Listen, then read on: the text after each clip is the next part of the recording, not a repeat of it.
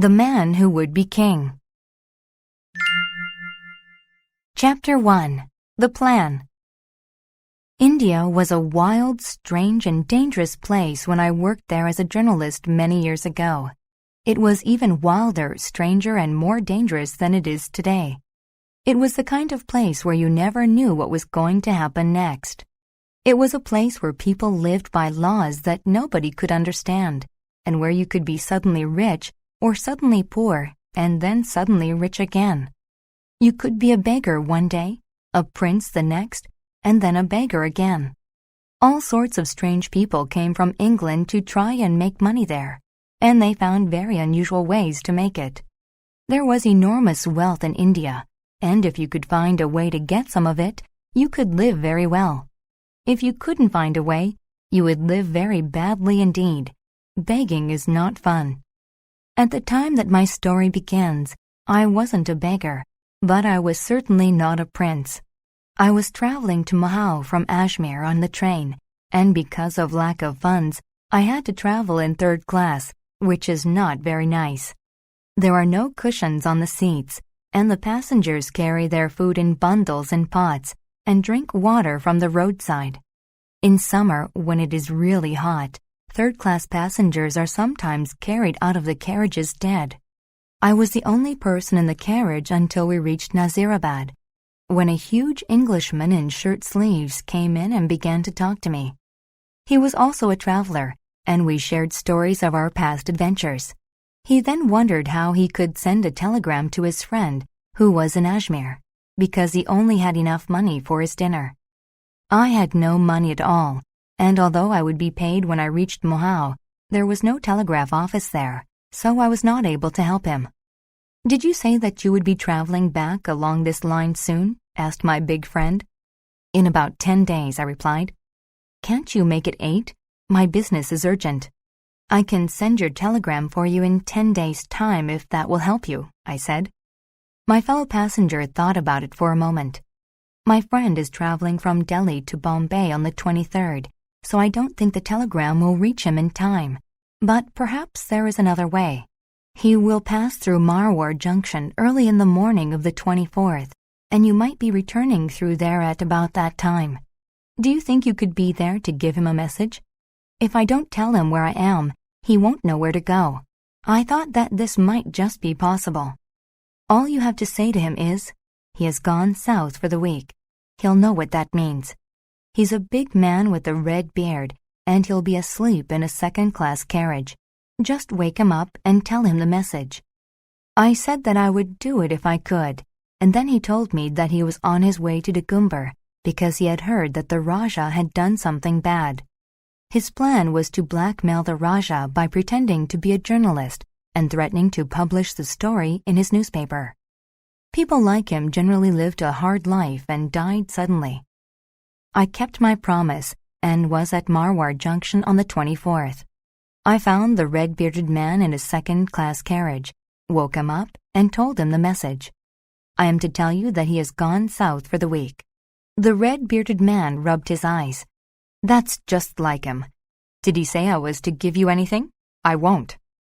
I told him that he did not have to give me anything, and I watched the train pull away from the station. I didn't want the two men to get into trouble in Dagumbar, so I described them to the authorities. This prevented them from entering Dagumbar at all. I got a job at the newspaper office, where we reported all the important events from Europe as well as India. Kings died, wars began and ended, politicians made speeches, and ladies had afternoon teas.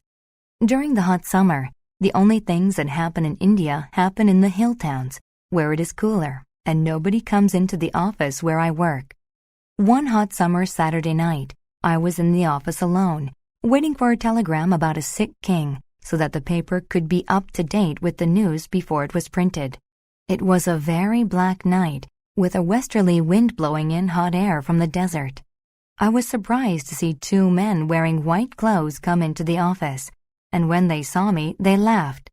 One was the man I'd met on the train, and the other was the red-bearded man to whom I'd given a message. I asked them what they wanted. "We'd like to talk to you for half an hour," said the red-bearded man, "and ask you for some advice," We think you owe it to us because you stopped us from going to Dagumber." I invited them to sit down, and they introduced themselves. "This is Peachy Carnahan," said the red-bearded man, pointing to the other. "And I am Daniel Dravat, and we have been most things in our lives, including soldiers, sailors, proofreaders, photographers, street preachers, journalists, engine drivers, and so on. But we think India is not big enough for us." They were certainly too big for the office.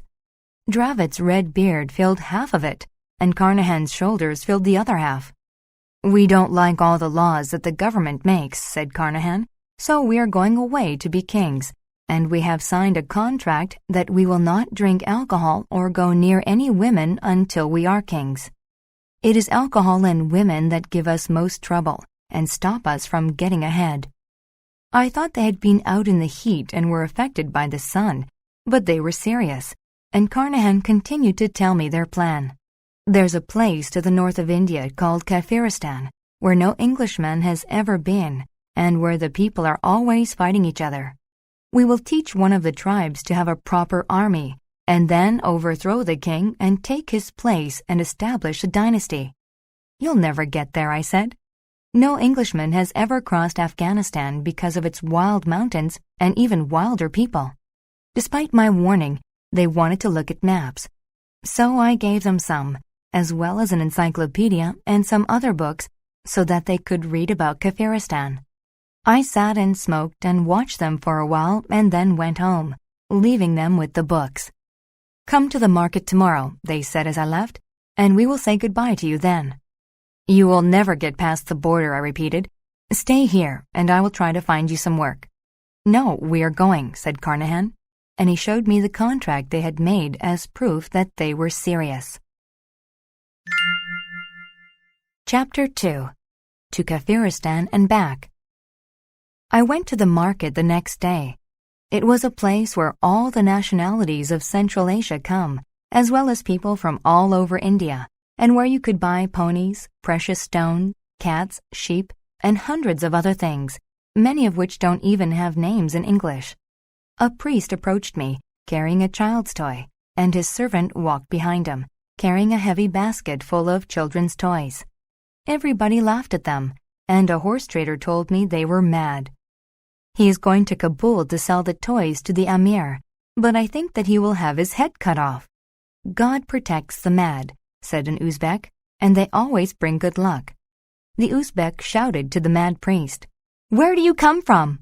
"I come from Rome, blown by the breath of 100 devils across the sea. Listen, all you liars and thieves. Who will take me north to help me sell these magic toys to the Amir?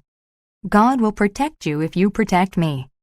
A trader from Usufzai told him there was a caravan leaving from Peshawar in 20 days, and that he was welcome to join it. The priest and his servant leapt onto their camels. As they left, the priest turned to me and invited me to come a little way along the road with him, promising to give me a ring that would make me the king of Kafiristan. Suddenly, I understood, and I followed the priest and his servant out of the market. When we reached the open road, the priest spoke to me in English. It was Dravat. Carnahan was his servant, and they had 20 of the best rifles that money could buy, with ammunition for them, hidden under their basket of toys. They both shook hands with me and said goodbye, and I watched the camels go down the road. I was certain that I would never see them again, because their plan was insane and full of danger. 2 years passed. Lots of things happened in those 2 years, and all of the important ones were recorded in our newspaper. Kings died, but the daily work in our office remained the same. On another one of those hot, dark nights, I was again sitting alone in the office, waiting for some news to come by telegram, when a strange creature crept into my room. It was a man, but his head was sunk between his shoulders, and he shuffled along like a bear. He was dressed in rags, but he called out my name and told me that he had returned. "Give me a drink," he croaked. "Don't you know me? I am Peachy Carnahan, and I was the king of Kafiristan, together with Daniel Dravat, and you have been sitting here all that time." I was more than astonished and said so. We were real kings, with crowns on our heads. Poor Daniel, He would not take advice, though I begged him. I gave him a whiskey and told him to stay calm and tell me his story slowly.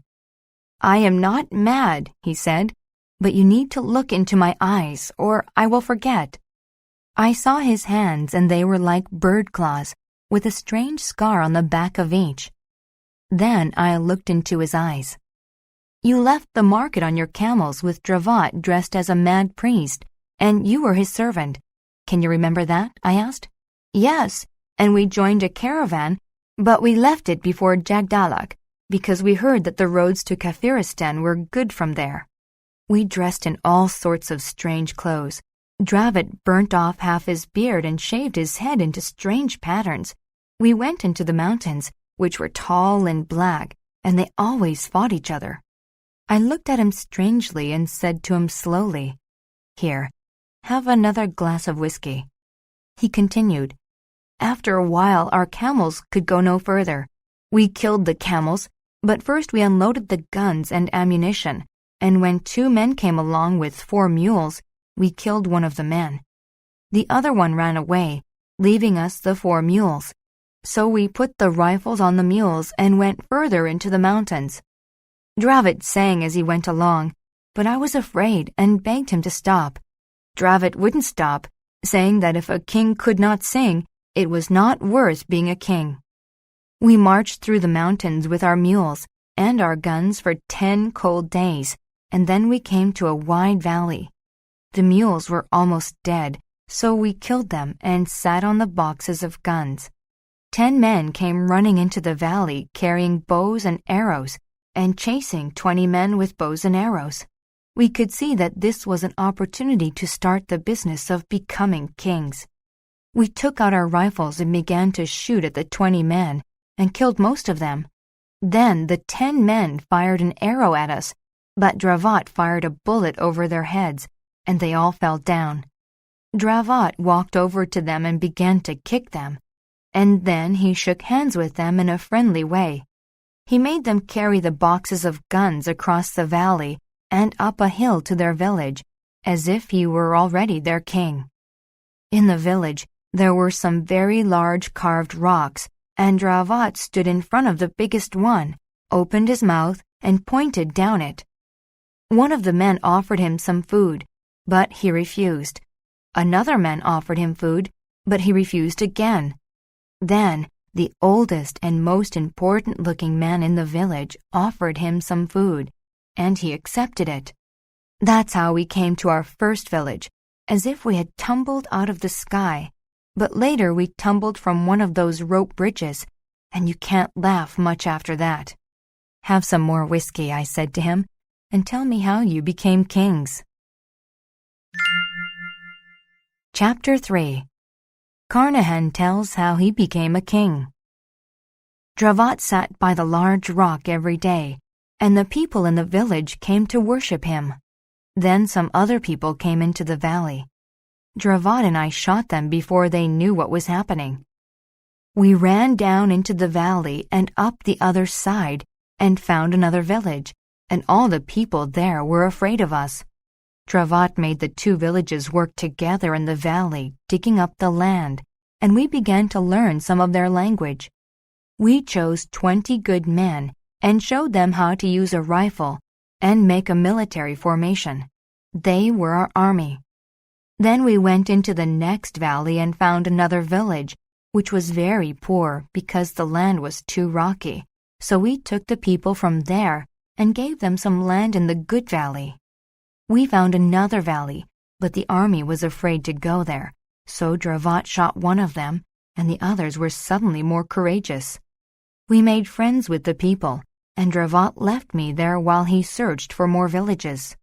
A big chief came across the mountains to us because he had heard that there was a new chief in the area. I shot one of his men as they were approaching and told the big chief to come forward alone and shake hands, or they would all die. The big chief obeyed. I asked him if he had an enemy, and when he said that he did, we trained some of his men, and together we marched to a plain on top of a hill where the enemy was, and we shot some people there and made the others our friends. I sent a message to Dravat because I was worried that our kingdom was becoming too big to look after by myself, but it was 2 months before he returned. When he did, he had an army of hundreds of men with him and was wearing a golden crown. He was very excited because the people all thought that he was a god, descended from Alexander the Great and Queen Semiramis, and they thought I was his younger brother and also a god. He opened a bag and gave me a golden crown as well. It was very heavy, but I wore it for a while because it made me look so grand. He brought one of the chiefs to me and asked me to shake hands with him. Dravat had given him the name of Billy Fish. I shook hands with him and nearly fell over. He had given me the secret Freemason's handshake. "Does he know the secret words too?" I asked. Dravat assured me that he did, that all the priests and chiefs knew them, and that they had made Freemason marks in the rocks, but that they did not know the 3rd degree. Dravat could hardly believe it himself, but he declared that he would make himself Grand Master, as well as king and a god, because it would help him to run the country more easily. I agreed, and we ordered the women to make lots of Freemason aprons for the men to wear. Then we held a meeting, where we told all the people that we were gods and descendants of Alexander, as well as Grand Masters, and that we had come to make Kafiristan a place where everyone could live happily and in peace. One of the old priests saw the Freemason marks on our aprons, which made him shout and try to push over one of the large rocks.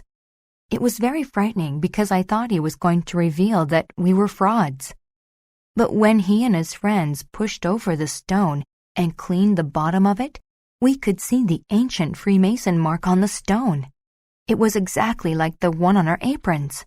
The old priest fell to the ground and kissed Dravat's feet. It was a miracle, or as Dravat said, luck. After that day, we had no trouble convincing the villages to stop fighting each other and to form an army to protect themselves against people from places further away. We worked very hard for the next 6 months, teaching the people about farming and helping them to build rope bridges across the deep ravines. We trained the army, which became quite large, and settled complaints and disputes with the help of Billy Fish and some other chiefs. Then we took some of the gold and valuable gems that were in the country, and I took them to the Gorband country, where we bought 100 more rifles and ammunition and gave them to the army. I was very busy training the army, and Dravat did most of the other work of kingship. He was becoming so excited that he started talking about establishing an empire rather than just a kingdom. He reckoned that there were about 2 million people in his kingdom, and he could have an army of 250,000 fighting men who would help England protect India if the Russians ever decided to attack. He was sure that Queen Victoria would be grateful. His plans became grander and grander, and he decided that he needed more men to help him run the country, insisting that they had to be clever and wise and have skills that I did not possess. I was angry when he said this because I knew he thought I was not wise or clever enough to help him. However, he told me that I was still a king and that half the kingdom was mine, and that the man he needed had to be cleverer than either of us because the kingdom was now so large. Then he told me something else that he wanted to do, but this time I could not agree with him at all. Chapter 4. Kings, Gods, and Men. "Winter is coming," said Dravat, "and nothing much will happen then because it is too cold. So I am going to get a wife, and I think you should too." "I don't think it is a good idea," I replied. "We still have a lot to do. Remember all the trouble that women have brought us in the past? We made a contract." "But the contract was only until we became kings, and we have been kings for many months now. We should both have nice, young, healthy girls to keep us warm in winter, and we can take any one of them that we choose, perhaps even more than one, because we are kings. I'm staying away from women until we are a lot more settled than we are now. I haven't forgotten the trouble they made for me when we were living in Mughal Street in Bengal. But this will not be a Bengali woman. This will be a queen. I warned him that could only lead to trouble. Don't do it, Daniel. I will do it, he said, and walked away from me. The sun shone on his red beard and on his crown, and he looked as if he was on fire. Getting a wife was not as easy as Dravat thought. He asked the chiefs about it, but they did not give any advice until Billy Fish said he had better ask the girls which of them wanted to be the queen. But this made Dravat angry. He thought that a king should not ask a girl to be queen, but that the chiefs should find one for him. He shouted at the chiefs about all the things he had done for them and walked away. I asked Billy Fish what the problem was, and he told me that no girl would marry a god or a devil because they thought they would die if they did. I tried to explain this to Dravat, but he would not listen and ordered the chiefs to give him a wife the next day. I was awake very early the next morning, and when I went out, I saw the chiefs and priests standing around whispering to each other, and they looked at me out of the corners of their eyes. "What's the matter?" I asked Billy Fish. "I can't really say, but if the king would give up this idea of marriage, it would be better for him and also for us." I knew that Dravat would not change his mind. I told Billy Fish that we were not gods, but only men. He said that it would be better to let the people believe that we were gods. Nevertheless, he told me that he had 20 men who would be loyal to the two kings no matter what happened. Winter was already beginning, and there was a little snow on the ground when Dravat arrived for the wedding. I urged him once more to drop the plan and warned him that there would be trouble, but he would not take any notice. "There will be no trouble, Peachy," he said, "for they are my people, and they love me more than they love their fathers. Where's the girl? Let the emperor see if his wife suits him." All the chiefs and priests were there, and a group of priests brought a girl to Dravat. She was beautifully dressed and wore a large number of jewels. The priests blew the trumpets loudly enough to wake the dead. The girl looked back at the priests as she came toward Dravat, her face as white as death. "She'll do," said Dravat. "Come and kiss me, girl. You don't need to be afraid." He put his arms around her, and she closed her eyes and put her face into his red beard. "She's bitten me!" exclaimed Dravat, putting his hand on his neck where her teeth had broken the skin. His hand had blood on it, and the priest began to howl. "Not a god, not a devil, but just a man." Billy Fish pushed us both to where his loyal 20 soldiers were, just as the army attacked. The loyal 20 tried to protect us, but the army had too many people in it now, and we had to run. Dravat blamed me for not keeping the army under control, and called me every bad name under the sun. "We cannot escape," said Billy Fish, "because the priests will be telling everybody in the valley that you are not gods or devils, but just men. I am a dead man." He fell to the ground and began to pray. We got away from the village, but only 6 of the 20 men were still alive.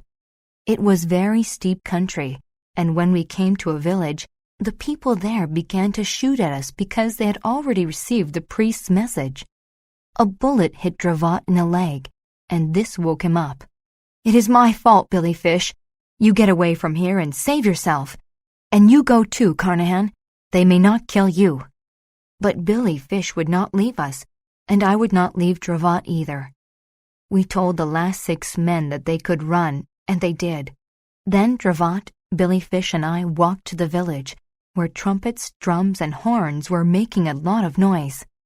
It was very cold up there, and I have a lump of that cold in the back of my head right now. I realized that Carnahan's story was almost at an end. "What happened after that?" I asked him. "They took the 3 of us without making a sound. I shot a few of them, but they did not care. The others closed in around us, and I could smell them. They cut Billy Fish's throat as if he were a pig. Then they took the king and made him walk to the middle of one of his rope bridges. They cut the ropes of the bridge, and the king fell into the ravine, and I saw his body on the rocks below, with the golden crown next to it. They took me to some trees and nailed me to the trees with wooden nails through my hands and feet, but I didn't die. They took me down the next day and let me go. "Sir, you knew Daniel Dravat," he cried out. "Would you like to see him now?"